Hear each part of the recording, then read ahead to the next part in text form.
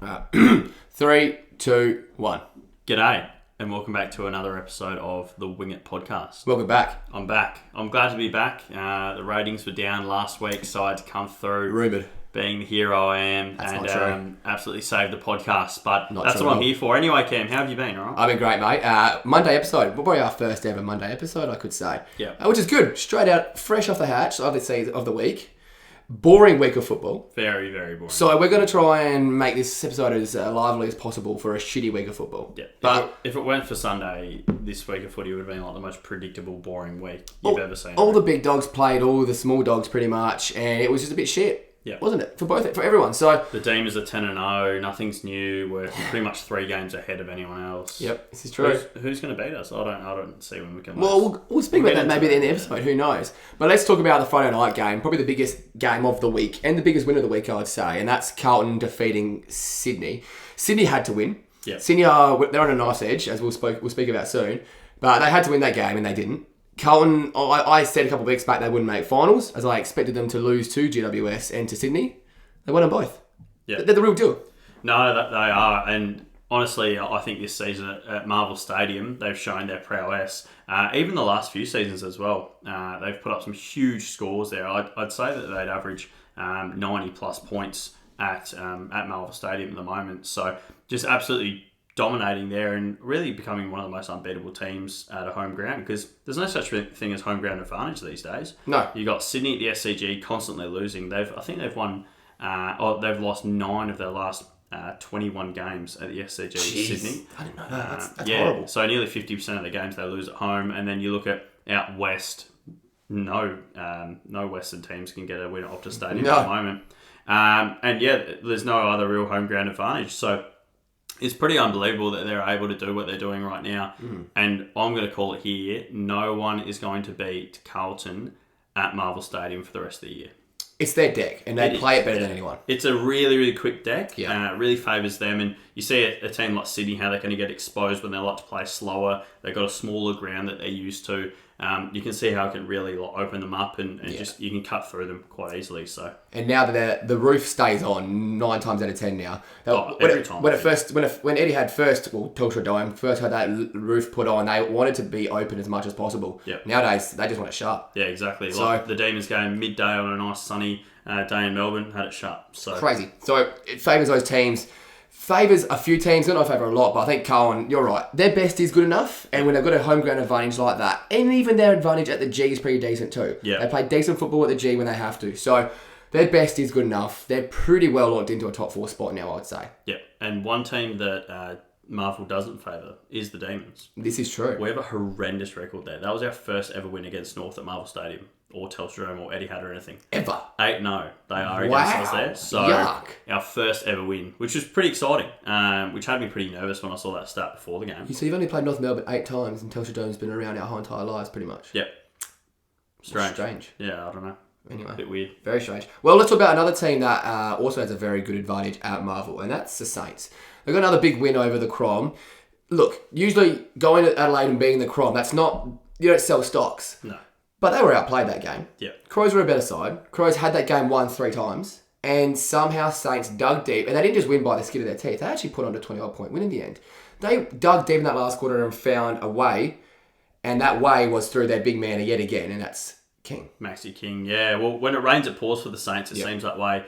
And without Jack Steele, they went out and had a really gutsy performance, especially in the second half of that game. But it's been the story of their season. They've lost every game. At some point, they have looked like they were just going to go on to lose the games. Oh, 100%. Whether it was the Richmond game, which they ended up coming back in the fourth quarter, or the Freo game, which they came back in the fourth quarter as well, with Max King kicking 4 in that last term, or this game. So They had it lost. They looked like they were absolutely nowhere near it, and pretty much when they were even up 4 or 5 points near the end, it looked like they were just trying to fend Adelaide off from scoring. Yeah. More so than actually winning their own pill and going out there and scoring their own goal. Yes. It looked like it was just sort of desperate efforts to keep them out. So pretty unbelievable effort in the end from the Saints. Paddy Ryder was huge as well. Had a great performance, even if it doesn't show on the stat sheet. Always does. And as we said before, Max King was unbelievable. Number of the beast. 6 kicks, 6 goals, 6 marks. What a performance. Very efficient. So only 7 touches in the end. As you said, six kicks, 6 goals. So pretty rare for Max King, to be honest. Very rare. 6 goals straight. You don't see it too often. It's been his Achilles heel. That's one thing. If he can get that sorted, he's going to be probably the best forward in the league for a very long time if he can get that sorted. Even right now, is he the most impactful player in the game? Yeah, I think kick for kick, it's definitely a great point, but it's whether that impact is going to be on the scoreboard with 6 points or it's going to be behinds constantly. Yeah. So that's the only issue with him and St Kilda at the moment as whole, well. Yeah. And there's actually a lot of teams really struggling with their kicking at the moment, including Geelong. Geelong have actually kicked the most behinds this year out of anyone. Well, they showed that on the weekend against Port, starting the game 0 for 5. You wouldn't really expect it from the sort of star-studded cast they do going forward. Exactly right. But no, it's been a real problem for a lot of teams, and St Kilda especially. So let's get into our players of the week as we break it up mid-episode. Go straight into it. My player of the week is Max King. Yeah. I mean, we've just spoken about it, so I won't go on to it too much, but he turned the game on its head when it had to be done. 7 touches for 6 goals. It doesn't get much better than that. And beating the Crom always is a good tick in Cam's book. So he's my player of the week. No, he's not. He's your player of the week.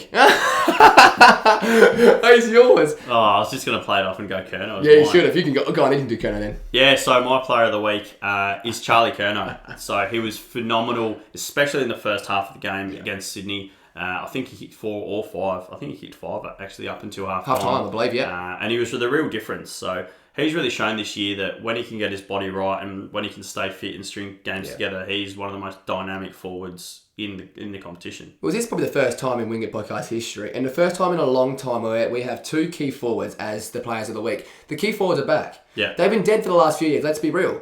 Like, they've been just not spoken about in the prowess they should be. No. Now they are dominating nearly every single game. And they're really imposing themselves on and games, as they which should. Is huge. But like Charlie Curnow on the weekend was just unbelievable. He can score rain, shine, anything. Like he's unbelievable on ground level or above his head, especially above his head, obviously, just with his athleticism and just his knack around goal as well. Oh, 100%. Even without Harry McCall, I think that was a big question mark on him. Can he shoulder the load? Yeah, because he hasn't been like a sole key forward for years. No. So without Harry McCall, he actually stood up and was absolutely massive against that Sydney backline, which yet again has been exposed. Yep, 100%. All right, before we get on to GWS and the Hawks, we're going to take a quick break from our partner, Bet with Joel. I looked down, I'm like, King, oh yeah, it's me. You just kept going on about it. I'm like, oh, let's let him go. Oh, that's funny. All right, let's get straight into GWS.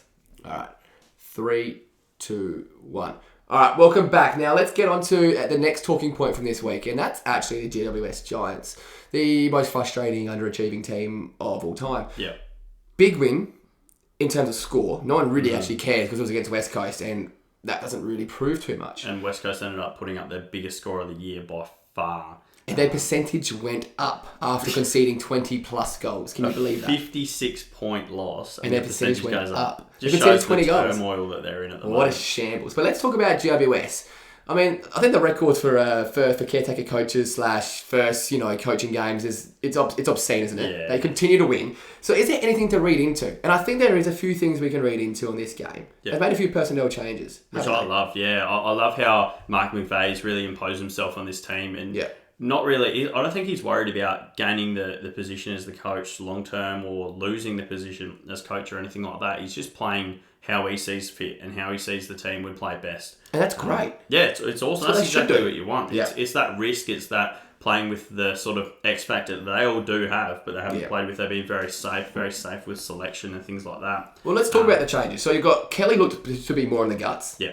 Cogs, 100% guts. Love that. Himmelberg into defense, which you really like. Yeah, so it's pretty ballsy of a caretaker coach to come in and put the full forward to full back. With a team that doesn't really have many key forwards that you really can trust. Exactly right, and I was pretty impressed by that. And then he put Steen forward as well. Yep. He brought in a debutant. He really had so many different huge changes that you wouldn't really see a first time coach making, but it worked out really well. It did. I thought Himmelberg's field kicking was fantastic. He had 18 touches in the end. It's probably his best trait.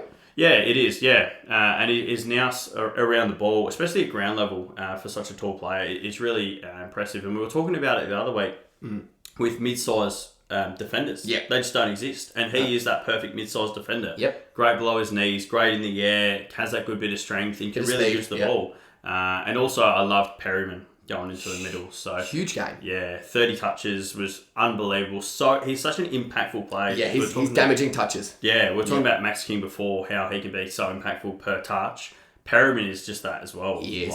I've mentioned it a few times. You go back to, I think it was 2018 when he was leading the Coleman medal. That's right, after 3 rounds, whatever it was. Yeah, and he spent 5% of his time in the forward 50. I think every single goal was from outside 50, whatever it was. Ridiculous. He's such an impactful player, and to get him in the guts and getting your best players on ball. It's not rocket science, is it? No. This team, like we've been saying it for a few years now, it still has enough talent to win games, win premierships. This talent is there.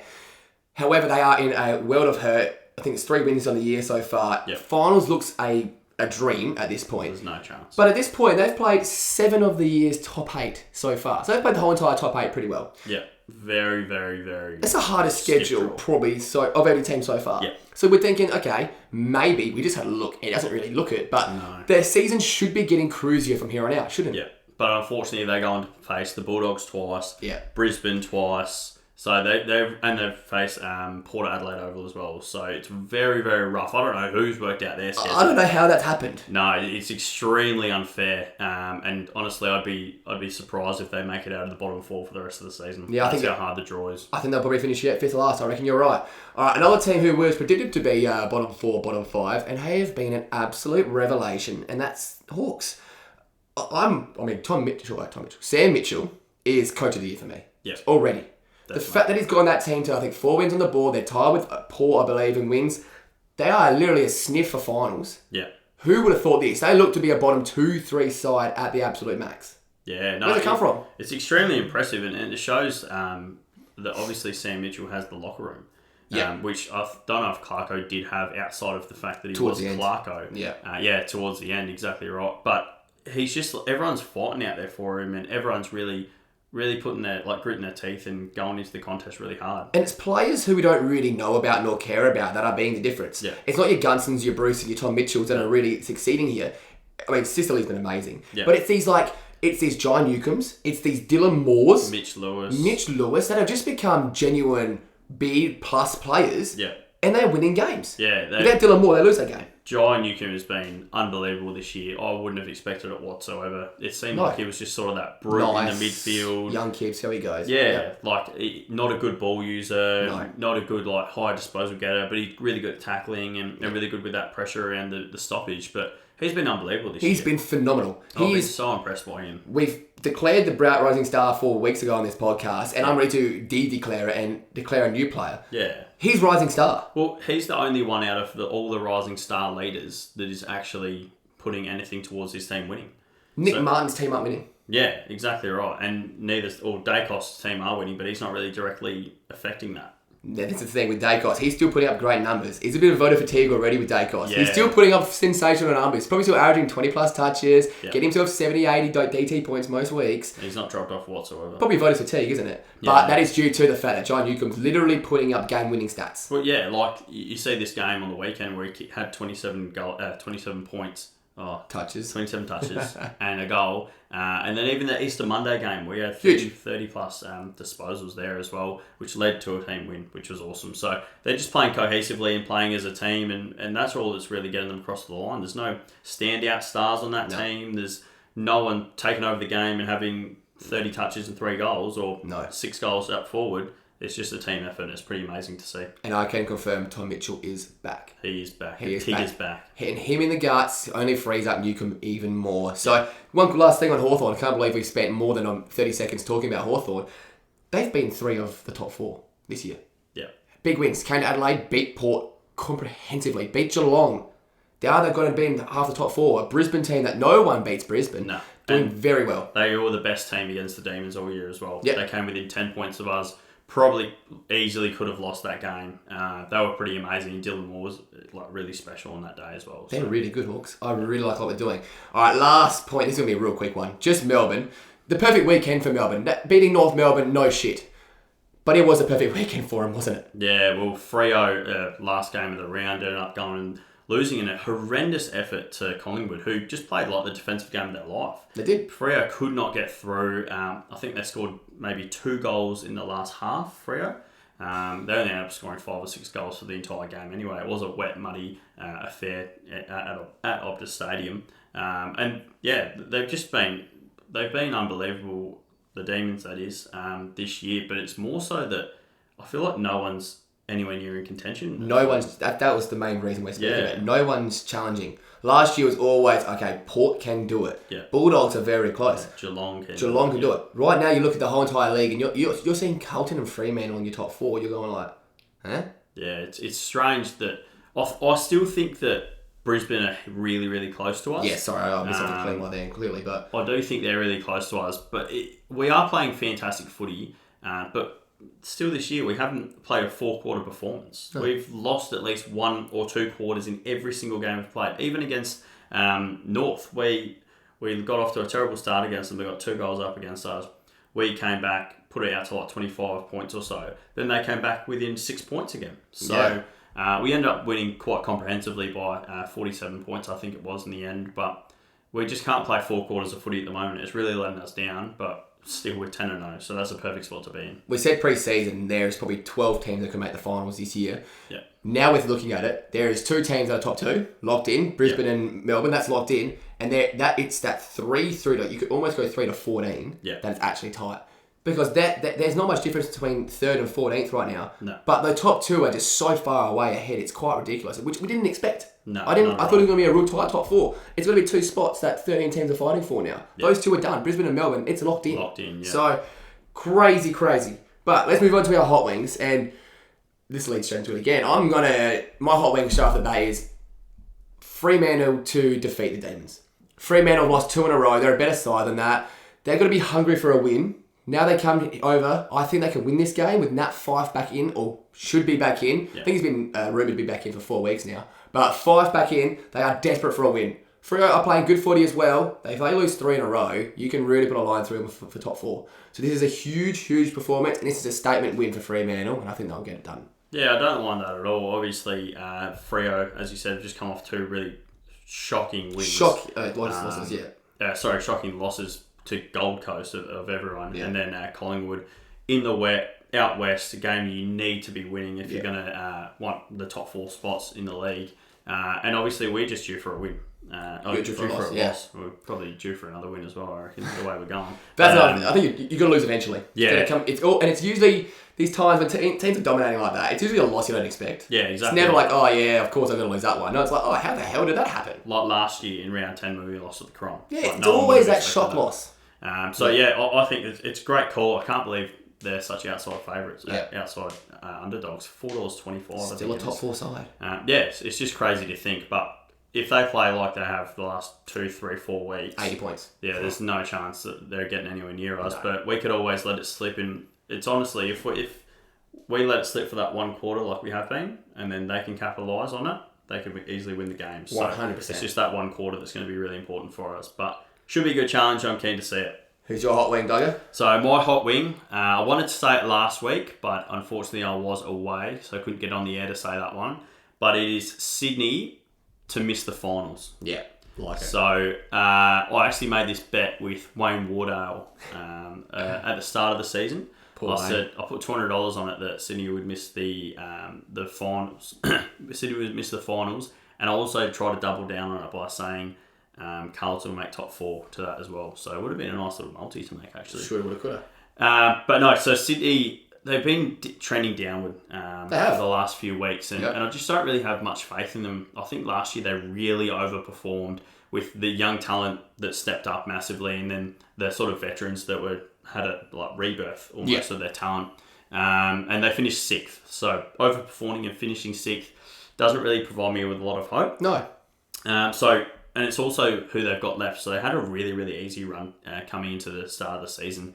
Obviously, they've just gone and lost to Gold Coast a couple of weeks ago at the SCG. Yeah. And also they lost to Carlton this week as well, quite emphatically. So next week, they've got Richmond, which will be a really, really hard-fought game. And then they've got the Demons the week after that. They can very easily go 0-2 out of those. Yeah. I don't care that they're at the SCG to take on Richmond. They've proven it's not a fortress. Yeah, like as I said before, they've had 9 losses in the last 21 games. And it's just going to continue that downward trend, I think, for the next what is it? How many games left in the season? 13 rounds. I think they're probably clear favourite in one game. Well, they go after the bye. They come and play Port Adelaide at the Oval. Yeah, always hard. Always a hard game. They've proven it this year as well. As bad as Port have been, as soon as they're at the Adelaide Oval, it's going to be hard. Like they've got St Kilda twice before the season's end as well. St Kilda have been a really, really gritty team this year. Yeah. And then they've also got Essendon as well coming up at the MCG, and those Essendon Sydney games are always really close encounters. So, I honestly just do not think Sydney are going to get anywhere near it this year. I just don't think they're ready. I think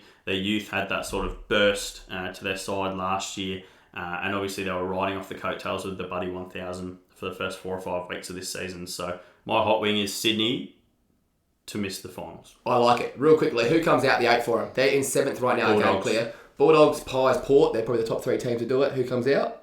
Who goes in? Bulldogs. Bulldogs go Definitely in. Bulldogs. Yeah, Bulldogs definitely. will 100% make the 8, and they'll be dangerous in the finals. Guarantee it. I would be shocked if they're not. They're going to have Josh Bruce back.